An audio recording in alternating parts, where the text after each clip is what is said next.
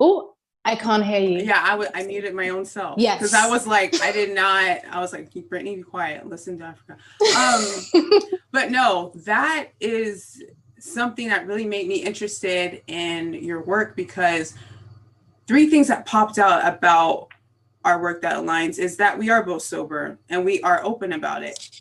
Also, Yes. our work is advocates for people to think for themselves and critically think and detach themselves from groupthink.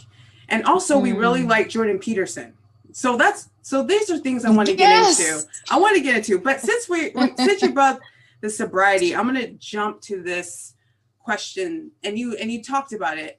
But for me, when I got sober and I was able to stay sober, because it's different when you're like, you know, on that, because I understand the relapse, the 7 relapse, I understand. Yeah. And it just makes it that much more hard and tough and difficult to try again. Because you're like, but I'll probably fail. But you're like, I'll try again, and you fail. And it's like, yeah, a whole cycle. But when I was able to get sober and stay sober, it made me understand on a holistic level that no matter what, there is always more to the story to someone. There's always like a deeper why. Because for me, for example, when I was an alcoholic for 5 years, and I'm 7 years sober now, but when I was an alcoholic, that's amazing. Thank you. I'm still astonished.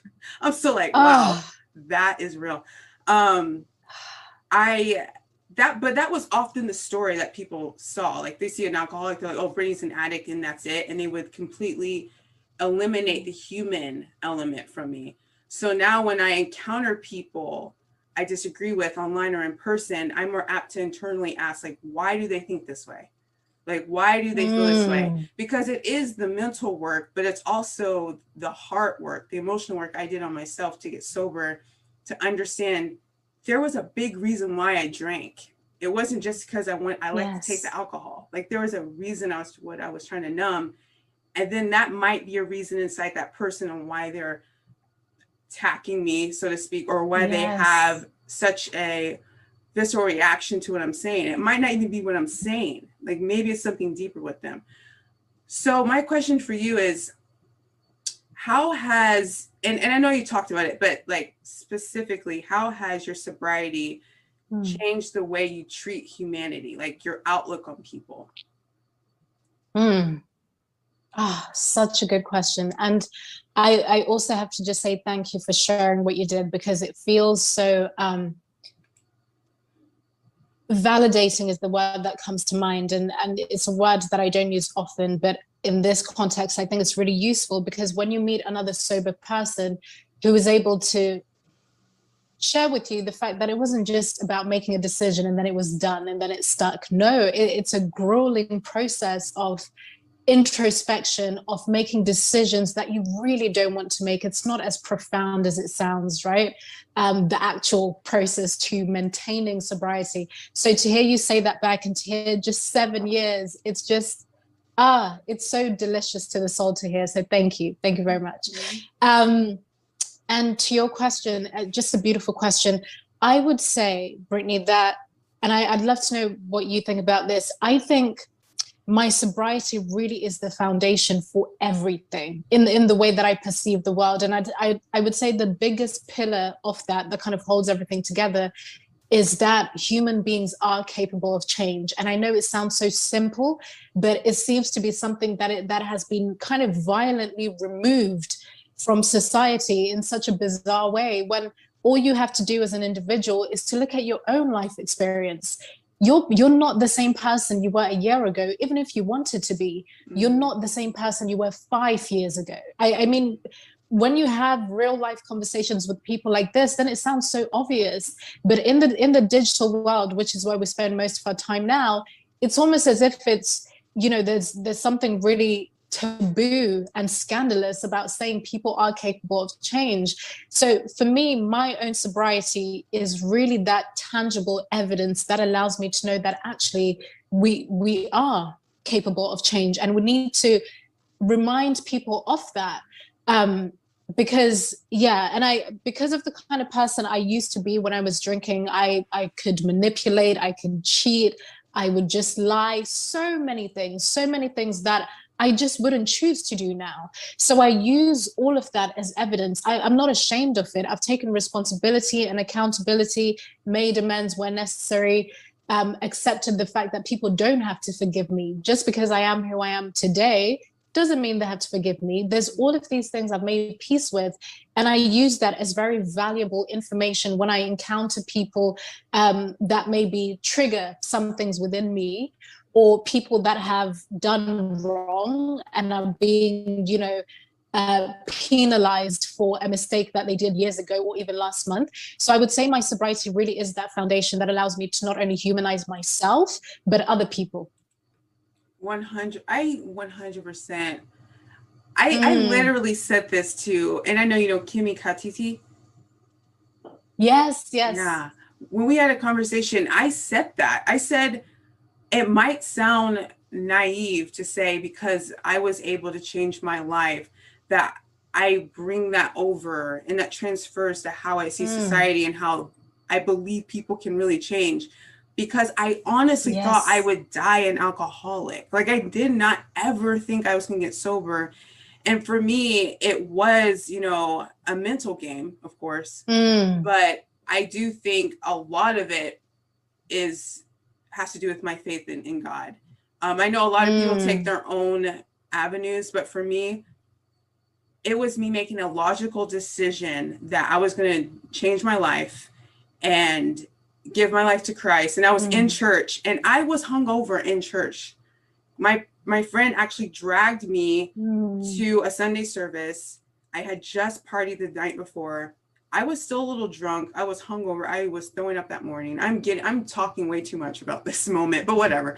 And she was like, "You promise you're going to go to church?" I was like, "Okay, I'll go." So I go.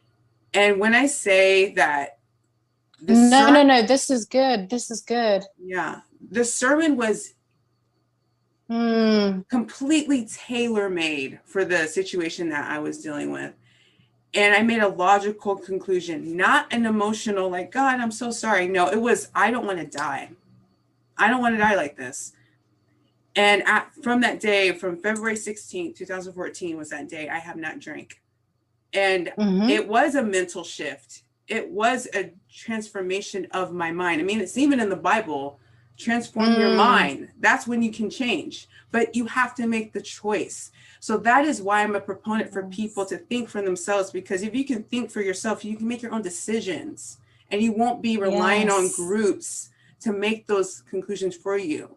And also, I believe people really want to make their own choice, but because they've inserted themselves in groups, it's not that they don't have their own mind. It's that they're just afraid of what the group might do to them.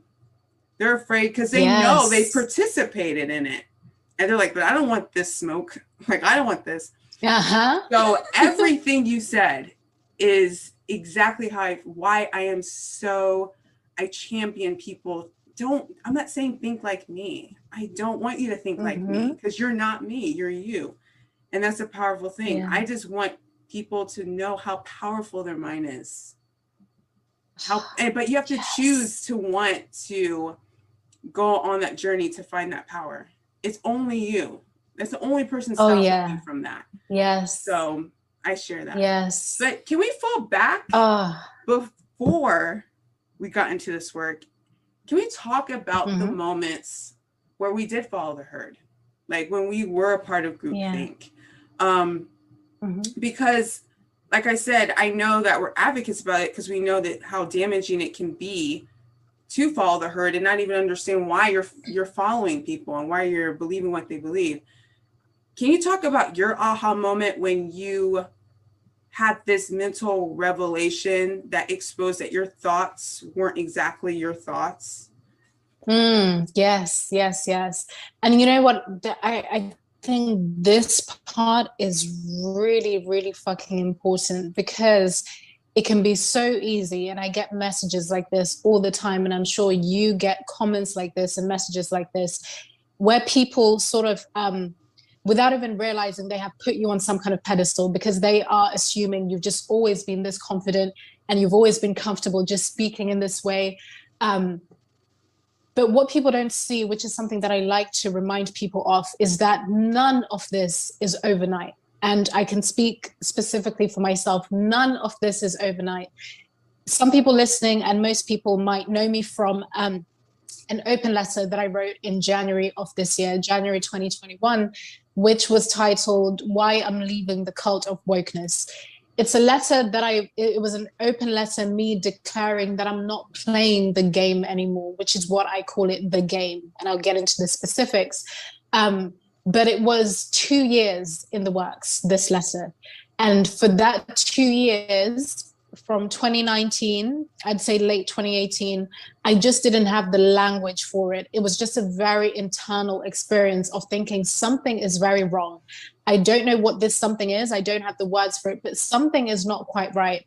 I had found myself, this is the thing, I've always been someone who questions things. I don't just take things hook, line, and sinker.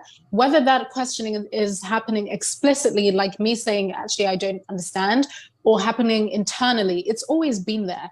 But then over time, when I started to enter certain echo chambers, I would say the first echo chamber that I clearly remember kind of setting up for myself and stepping into was when I started a sexual wellness company in 2017 with a couple of friends.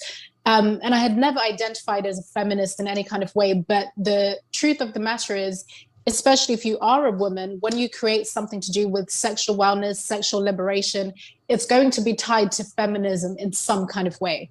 So even though I never identified as such, I was okay with it because I'm all for people's liberation, sexual liberation, etc. But once I found myself in certain feminist spaces, which at this time I just had a toe in and it was fine. I could kind of be with it or not really engage with it. But as our platform, it was called the Cherry Revolution, as our platform got much bigger, we started to kind of find ourselves in sort of intersectional spaces where now it's kind of body positivity, mental health, race conversations, identity. I didn't even know what the term identity politics was. I was not really intentionally engaged with any of these things. However, you just kind of start to find yourself in it, right? So I say all of that to say as well that a lot of the time you won't even know that you're in an echo chamber. It sort of just happens. No one's kind of thinking, oh, this is a echo chamber, which is why I'm very intentional about not creating another one, because I didn't leave one to create a whole new one, right? And I'm sure we'll touch on that. But I started to notice by the end of 2018 that I was starting to parrot certain things that I didn't really agree with, mainly kind of phrases.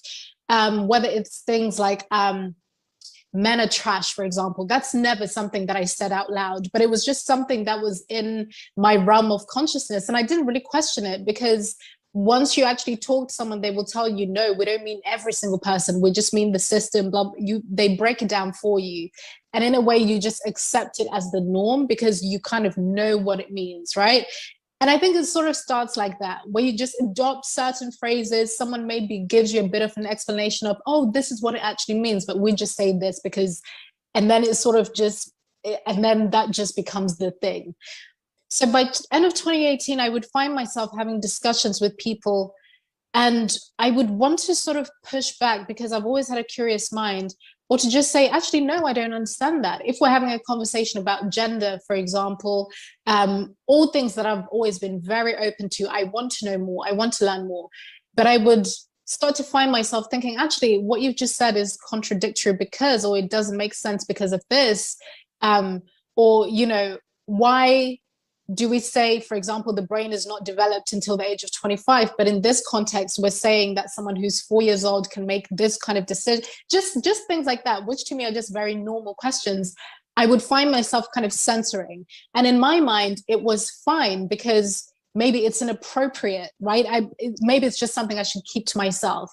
But then this started happening over and over and over and over again until it was sort of just normal that I have these unthinkable thoughts that I'm supposed to just kind of keep to myself. And at the same time, I'm parroting certain phrases that I don't even believe in, but I know that if I question them, I will be ostracized by this community. But at this time, it was just normal. I wasn't thinking, oh God, something sinister is happening, because it's happening all around you. So it's normal, right? Mm. Then the summer of 2020 happened, which I think was a summer of reckoning for many of us. And, and I think you articulate this entire experience so perfectly because of your journey with Black Lives Matter and the things that came to light for you, having have been a part of the movement in a very sort of close way. But the summer of 2020, in the beginning, I would say about May or June, I fell right into it. I didn't question anything that was happening. It was a very highly emotional time. And I felt like I needed to be part of it in the way that I have been parts of many different movements for the past couple of years. And, I saw people that I knew being demonized for not posting anything, for not sharing anything. And I think for a week, I was also part of that. I wanted everyone to speak up right now, because we say you need to speak up right now and you need to say the right thing. And this is a list of pre-decided things of what is right. So it's almost like I was watching myself objectively in autopilot, responding in a way that I don't actually believe in, saying things that I don't really believe in. And then I got a message. This is a very long-winded sort of story, but this is the only way I can sort of put it forward.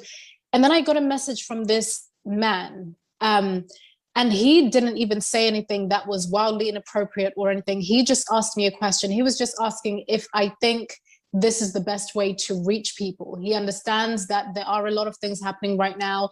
He understands that I have a very important message to put out, but is this really the best way for me to convey this? Okay. Are we back? You're back. Am I frozen? No. Okay. Now you're fine. Okay, good. Now you're fine. Okay. Okay, you tell me what the last thing you heard was. You were saying, you were talking about the man that messaged you. Yes. To get into that. Okay, so this man sent me a message saying he understands how I feel. It's a highly emotional time right now. And he gets that I have an important message to put out there, but is this the best way that I could put it forward? Because I was very angry. If you were to ask me right now what I was really angry about, I couldn't tell you. I wouldn't be able to accurately tell you. It was just a feeling, and I'm sure many people know what it felt like in the summer of 2020. And my immediate response, in terms of mindset, my immediate response was, how dare you tell a Black woman how she should respond? And this has never been my thinking, Brittany. It has just never been my thinking. But I had been in spaces, in echo chambers, where it's just normal for me immediately to not even think of the content of what someone is saying. So to fast forward that, I ended up doing something that was very, very much out of character. I didn't even respond directly to him. I screenshotted his message and I posted it on my Instagram page. And at the time I had thousands of people, I think about 40,000 or 50,000, a lot of people. And in short, I was putting out a message that was essentially saying that you have no right to message Black people, a Black person, telling them how they need to be responding to what's happening right now. In that time, I didn't have to do that. That's never something that I would have done before, or at least I thought that's not something that I would have done before. I had the option to engage with this man in a private manner in the way that it had done me. But a part of me knew that there are more social points in me not responding to him and making it a public, taking it to the court of Instagram. And as soon as I posted that, I think about 3,000 people in the space of maybe 25 minutes, 3,000 people liked it. They were telling me that I had done the right thing. And something inside me just woke up. It was like a snap. And then I was like, no, there is nothing normal about this. Like there's actually nothing normal about this. It's almost like everything that I had been suppressing for the past 2 years, the things that I knew, actually, this is not okay. Why are people getting ripped up in comment sections just for asking a simple question? Why am I parroting things that I don't even believe in? Why am I regurgitating information that I haven't even looked at myself? Why am I buying into the fact that, into this idea that, for example, Jordan Peterson is the most evil person walking this earth, even though I had never engaged with his work beyond a 3-minute soundbite? All of these things, it's almost like it was like a snapshot. So this was the summer of 2020. And I knew in that moment that I had to revisit the past 2 years in a way that I never had done before. And writing has always been my avenue. And then I just started writing that open letter from that time.